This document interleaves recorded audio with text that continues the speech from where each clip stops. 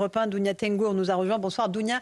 J'aimerais avec vous qu'on s'intéresse à quelque chose d'assez stupéfiant. C'est cette opération qui a eu lieu le premier jour, qui a été menée en 1 minute le samedi matin par l'armée israélienne. Cette opération qui a permis de décapiter, je crois, 45 hauts dignitaires iraniens, dont Ali Khamenei. Expliquez-nous ce que nous pouvons en dire et surtout, on a de plus en plus de détails concernant ce qui s'est passé avant cette opération. Oui, Laurence, en fait, c'est ce qu'on pourrait appeler la guerre en coulisses, c'est-à-dire ce que le travail fait en amont, c'est le travail surtout des services secrets, des services de renseignement israéliens. Donc on doit cette information aux confrères britanniques du Financial Times qui nous racontent en fait ces opérations de surveillance sur le territoire iranien par les services de renseignement israéliens qui auraient commencé il y a quelques années déjà. C'est un travail qui se fait sur des années, c'est pas seulement en 1 minute qu'on fait ce genre d'opération. Alors on apprend, selon le journal britannique, qu'Israël aurait piraté des caméras de circulation à Téhéran pour traquer en fait les mouvements des membres les plus influents du régime islamique, dont le guide suprême Ali Khamenei. Alors l'exploitation de ces images de vidéosurveillance permet donc de surveiller les déplacements des hauts responsables, mais pas seulement, Laurence, puisque il faut aussi cartographier leurs habitudes, leurs routines, mais aussi, et peut-être c'est le point le plus important à noter, c'est aussi l'entourage.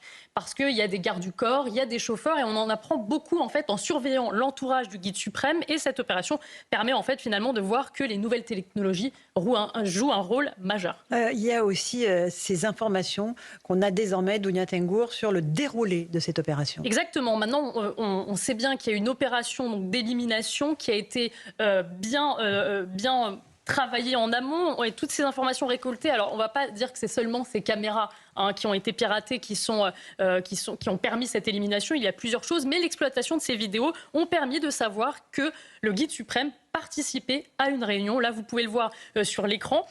Il y a les plans et on voit cette rue Pasteur et c'est dans cette rue Pasteur qu'il y avait effectivement des caméras qui ont permis de savoir qu'une réunion se préparait dans le complexe où se trouvait le guide suprême. Mais la technologie ne suffit pas seulement, Laurence, puisque cette information a dû être consolidée, bien sûr, par du une source renseignement humaine. Voilà. Il y a toujours le travail humain qui permet en fait ce déclenchement de cette opération et surtout ça montre la vulnérabilité aussi du service de renseignement iranien qui n'a rien vu venir parce que finalement on a l'impression que ça leur tombe dessus sans qu'ils sachent vraiment qu'ils étaient écoutés, vus.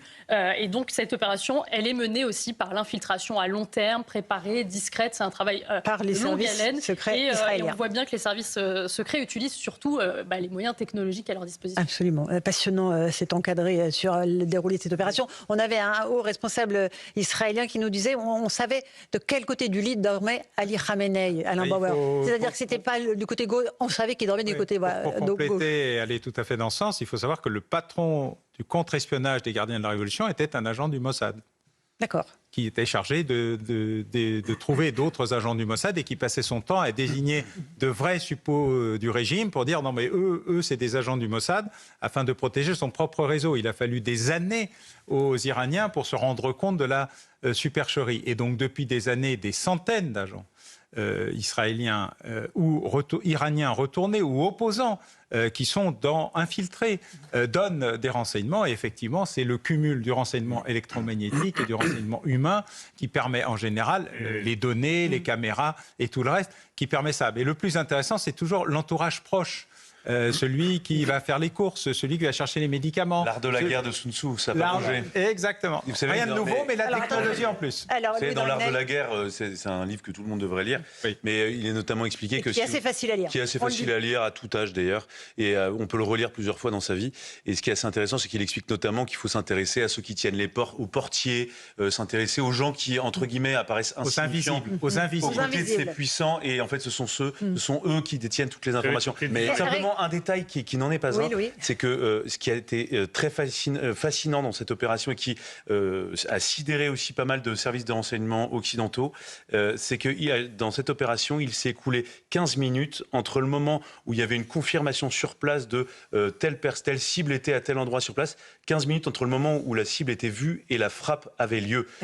Et c'est un délai extrêmement court. Il y a très peu d'armées au monde qui réussissent à faire ça aussi loin de chez eux. Et globalement, de ce point de vue-là, Américains et Israéliens ont une opération incroyable. Éric Nolot et Éric Revel. Les séries d'espionnage israéliennes, c'est devenu un classique. Et il suffit de les regarder pour voir comment ils s'y prennent. Un mélange de techniques et d'infiltration des plus hauts niveaux de l'État, avec des gens sur le terrain qui sont d'un courage incroyable quand même. Parce que ceux qui se font prendre, c'est pas de la...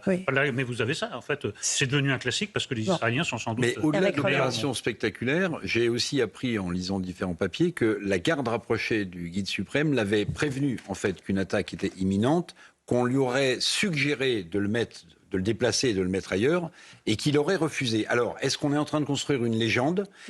Non, parce que, en fait, comme il est le guide suprême chiite, et que vous avez toujours, quelque part dans la tête depuis la guerre en Irak, d'une réanimation du conflit chiite-sunnite, on peut se demander quand même si vraiment on lui a demandé de partir de cet endroit et qu'il ne l'a pas fait, est-ce qu'il construit sa propre légende et en fait a voulu mourir en martyr après avoir torturé son peuple pendant 30 ans, il avait 86 ans, ou est-ce qu'au contraire il n'a pas pris au sérieux? Le problème c'est qu'il n'y a plus aucun survivant pour garantir quelques fondements à quelques légendes que ce soit, donc on va dire quelque part. Mais je voulais indiquer en complément de ce que disait Éric très justement que c'est la seule fois probablement que la réalité dépasse systématiquement la fiction dans une série télé.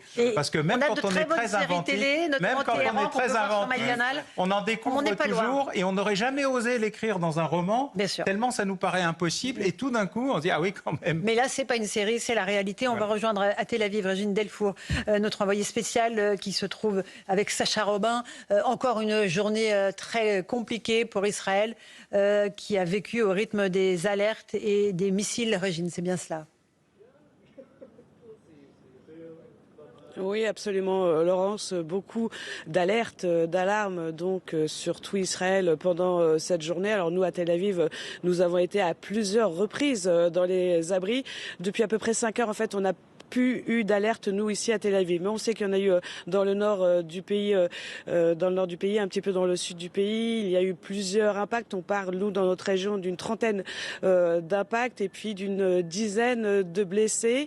Et en fait, ces frappes, elles sont iraniennes, elles sont en réplique des frappes israéliennes en Iran, puisque Donald Trump l'a confirmé tout à l'heure. Il y a eu beaucoup de sites ciblés, notamment des aéroports, des complexes du régime iranien, des sites industriels où ils produisent donc des missiles, des lanceurs de missiles, et puis ce système aussi de défense anti-aérien iranien qui a été aussi mis à mal pour donner l'avantage aussi à Israël et aux États-Unis. Alors, je voulais vous dire, Laurence, que ce soir, en fait, on a pu discuter aussi avec des Israéliens ici à Tel Aviv et qui nous demandaient un peu notre ressenti, puisqu'ils savaient qu'on était là en juin, et ils nous ont dit, vous êtes d'accord avec nous, il y a des alertes, mais en fait c'est beaucoup moins, les bruits sont beaucoup moins forts qu'en juin, et c'est vrai, en fait il y a des dégâts, mais beaucoup moins forts qu'en juin, parce qu'en fait il y a cette défense américaine qui intercepte aussi beaucoup de missiles qui devraient venir sur Israël, et ça c'est vraiment un changement de donne aussi. Merci beaucoup. C'est très important ce que vous venez de nous dire, Régine Delfour et Sacha Robin à Tel Aviv. Alain Bauer, vous confirmez, hein? Oui, je confirme, d'autant qu'il faut comprendre que la deuxième armada, elle a un rôle différent de la première armada américaine. Le Lincoln, c'est l'armada d'attaque, c'est le glaive. Le Gerald Ford, le nouveau, c'est l'armada de défense. C'est l'armada qui est censée intercepter de manière massive l'ensemble des missiles, drones et bâtiments, enfin tout ce qui peut sortir là-bas. Et les dégâts qu'on voit sont impressionnants, mais en général, ce sont des dégâts de débris. C'est-à-dire qu'il y a eu un seul ou deux peut-être tirs directs, dont celui qui a fait les 9 morts dans la banlieue de Tel Aviv, et dont je crois savoir qu'elle était très proche du siège du Likoud, le parti du Premier ministre, donc qui semble être plutôt ce qu'on appelle un message personnel qu'une attaque en tant que... Enfin, c'est une attaque, mais elle est ciblée, ce n'est pas une erreur. Voilà, on peut toujours dire c'est tombé sur un abri ou... Non, pas de chance. Là, il semble que ça soit vraiment... Et quand vous regardez la cartographie qu'ont les services de renseignement, ils disent non, ça, c'est pas une erreur. Celle qui est tombée devant l'hôtel Palm, c'est parce que les soldats américains, ils sont le plus souvent logés. Enfin, les soldats, les officiers. Oui. C'est pas une erreur, ce n'est pas un hasard. Okay. C'est un acte volontaire et délibéré. De la même manière. Et en fait, il y a peu de tirs directs.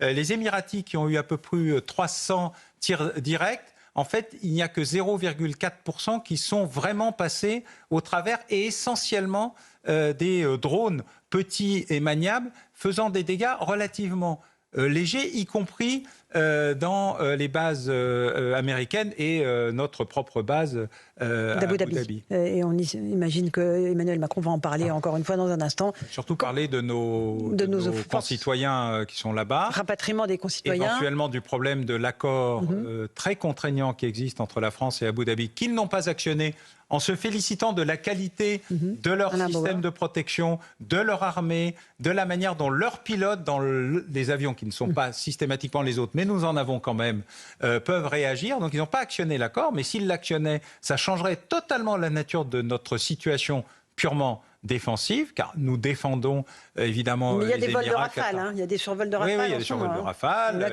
On a détruit des drones dans le passé. On est intervenu avec l'armée jordanienne pour protéger Israël dans l'épisode de la guerre des 2 jours. Ça n'a rien de nouveau. L'accord de défense entre la France et Abu Dhabi, les Émirats, mais Abu Dhabi pour dire les choses, c'est très particulier parce que c'est très engageant, très contraignant, et on est dans une situation de type Alliance Atlantique, même un peu plus. C'est un peu plus que l'article 5. Donc ça nous ferait basculer dans une autre dimension, nous autres Français, on est d'accord. Déjà, on a dit des choses très étranges dans une traduction très malencontreuse de l'accord franco-allemand-britannique, disant taper à la source. Alors, les Anglais ont immédiatement corrigé, car Starmer a dit non, on prête nos bases pour que les Américains tapent à la source. Les Allemands, on ne sait pas très bien ce que ça veut dire, et eux-mêmes n'en ont rien dit, on ne comprend pas ce que ça veut dire. Quant aux Français, ça aurait pu vouloir dire qu'à partir de notre base d'Abu Dhabi, attaquer, donc en situation de défense, nous irions taper des bases de lancement iraniennes. Ce que nous n'avons pas fait, et sur lequel le président Trump a eu la gentillesse de ne rien dire, ce qui est déjà un début. Mais il y a un enjeu particulier sur qu'est-ce que ça veut dire à la source. Et vous notez que d'ailleurs dans le communiqué commun, il y a marqué traduit de l'anglais, ce qui sous-entend que peut-être on peut avoir des versions. Mais Alain Bauer, que peut annoncer Emmanuel Macron ce soir? On vivra ça évidemment en direct sur CNews et Europe 1. Qu'est-ce qu'il peut dire en dehors de l'aspect humanitaire, rapatrier nos ressortissants? Très important. Pour un président de la République française, c'est important. Mais après, il a fait un grand discours sur la dissuasion nucléaire. Excellent pour une fois. Oui, absolument, il faut le dire. Quand c'est bien, il faut le dire. Mais qu'est-ce qu'il peut annoncer? Comment la France peut s'engager plus en dehors de l'accord que vous venez de mentionner avec Abu Dhabi? Elle va envoyer son porte-avions et peut-être un porte-hélicoptère. Donc ça, c'est confirmé. Le Charles de Gaulle va se dérouter pour aller vers la Méditerranée orientale. Oui, mais alors le problème, c'est que ni les Américains ni les Israéliens ne voient d'intérêt en termes de complication de la coordination à cette opération. Donc si c'est pour se mettre devant Abu Dhabi, il n'y a pas de problème. Encore que notre dispositif de protection de ce porte-avions par rapport à un essaim de drone iranien est un sujet qui n'est pas encore totalement traité par les Français. L'existence du drone sous-marin iranien, aussi, même pour les Américains... Si on coulait le porte-avions... Voilà, il y a une note de l'US Navy disant faut faire attention, il se passe des choses que nous n'avons pas anticipées parce que est-ce que ce truc-là est un truc chinois qu'on n'a pas vu arriver? Il faut se rappeler que les Chinois arment massivement l'Iran en moyens de propulsion, en moyens de défense, en moyens anti-aériens, en moyens de radar, et qu'il y a une flotte chinoise, pour la première fois dans l'histoire, au lieu de rester diplomatiquement en train de faire des grandes déclarations, les Chinois ont envoyé 4 bâtiments de guerre, dont leur plus gros bâtiment de renseignement, pour aider les Iraniens à se battre contre l'opération américano-israélienne. Ce n'est pas rien. Il se passe quelque chose de ce point de vue-là. Et savoir ce que les Chinois ont envoyé aux Iraniens pour les aider à se défendre, voire à attaquer, est un sujet qui n'est pas réglé. Le Khorramshahr-4 dont je parlais, c'est un vieux missile nord-coréen modernisé avec l'aide des Chinois, par exemple. Donc il y a des sujets qu'il faut savoir traiter. Et quand je parle du retour de la puissance chinoise, curieusement, on peut se dire que ça n'a rien à voir. Ouais, ça n'a rien à voir avec le sujet, mais en fait, ça a tout à voir. Parce que pour le Venezuela, c'était leur principal fournisseur de pétrole. Ils n'ont rien pu faire. Pour la Chine, ils sont en train de dire, nous pourrions faire des choses. On reste à distance parce qu'on n'a pas encore les moyens, mais comprenez bien que nous ne sommes pas simplement en train de faire des communiqués depuis Beijing, nous sommes en train de dire nous pouvons aussi être une force d'intervention. D'abord, pour la liberté de circulation dans le Golfe, parce que c'est un enjeu majeur, c'est entre 66 et 100% des exportations de pétrole de toutes les pétromonarchies. Donc, c'est pas rien. Les oléoducs, c'est bien, mais c'est comme les satellites pour Internet. Vous voyez, ça prend résiduellement de la place, mais pas grand-chose. L'enjeu essentiel, c'est de savoir à quel moment la Chine va dire stop, parce que vous êtes en train de nous étrangler du point de vue pétrolier. Puis, il ne faut pas oublier que, en plus, il y a le petit dossier Cuba qui continue à être étranglé gentiment et qui permet à Donald Trump d'afficher 3 éventuelles victoires sur son tableau de chasse.